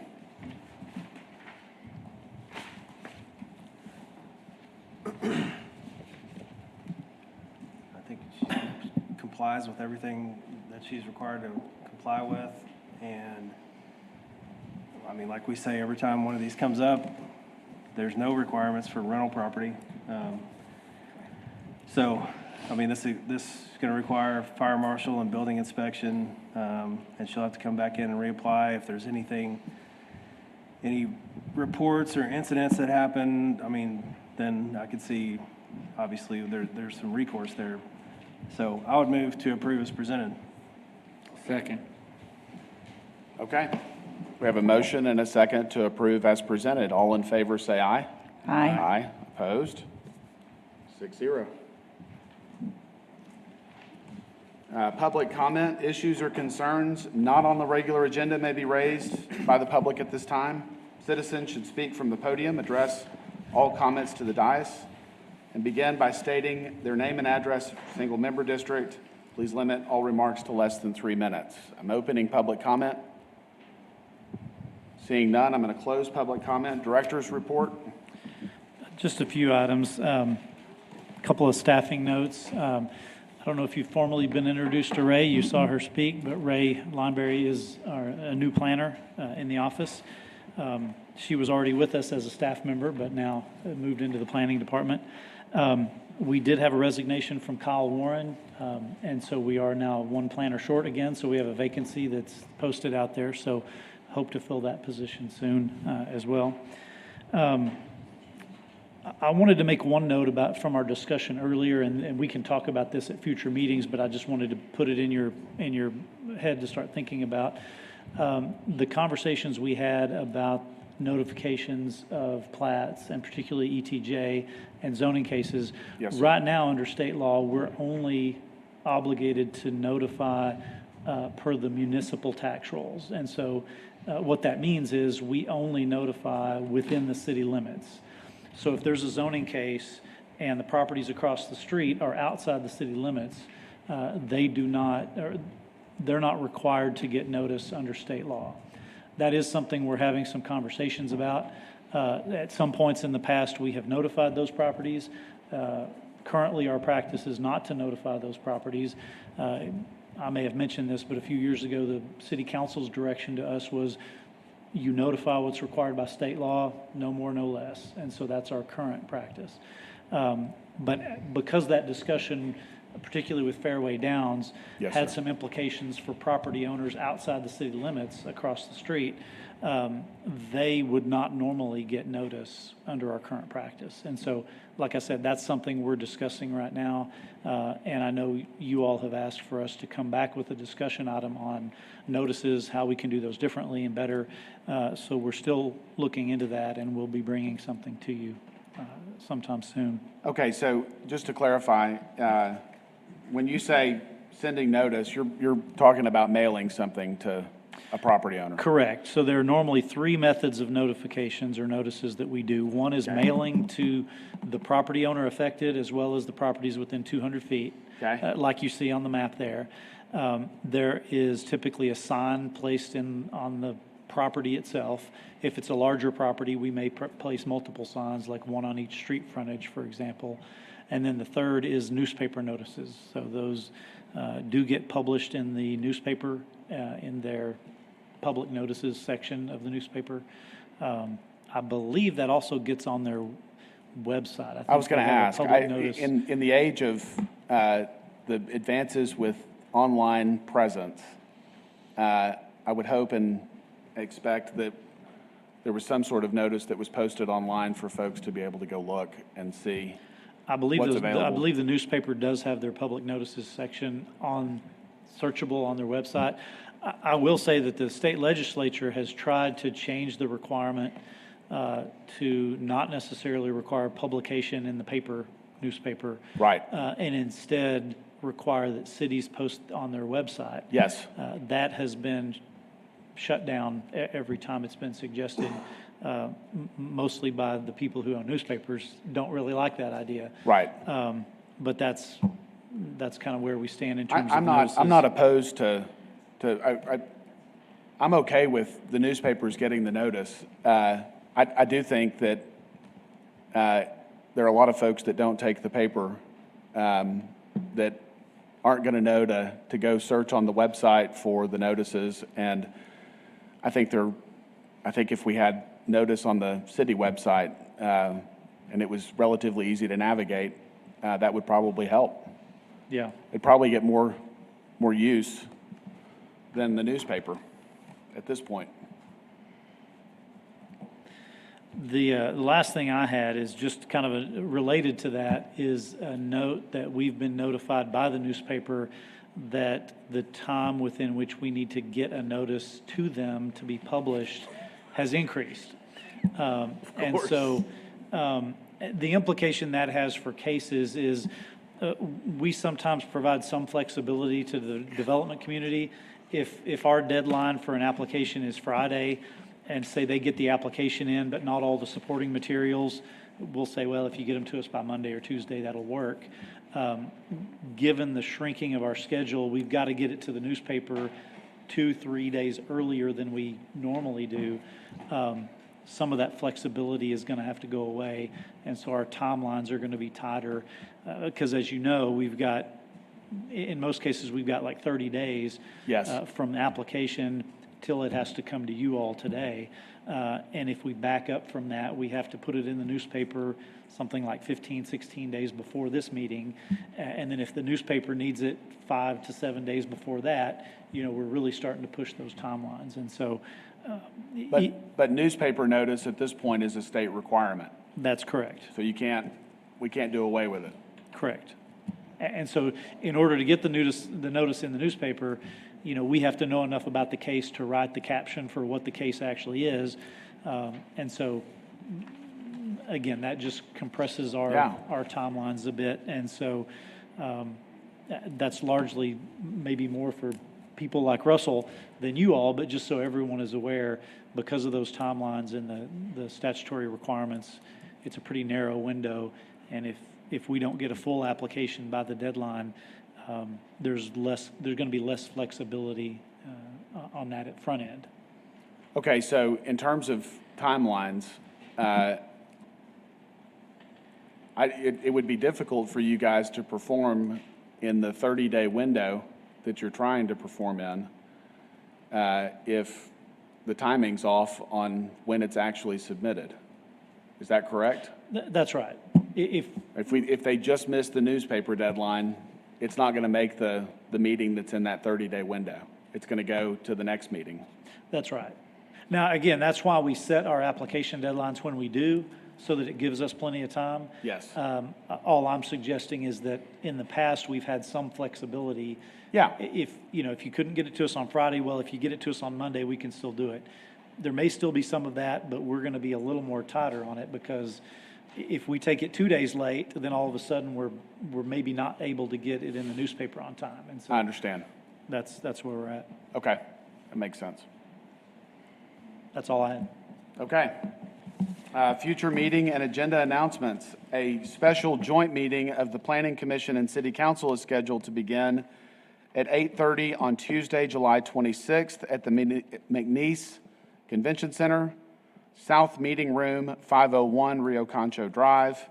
The next regular meeting of the Planning Commission is scheduled to begin at 9 a.m. on Monday, August 15th, 2022 at City Hall, East Mezzanine Room, 72 West College Avenue.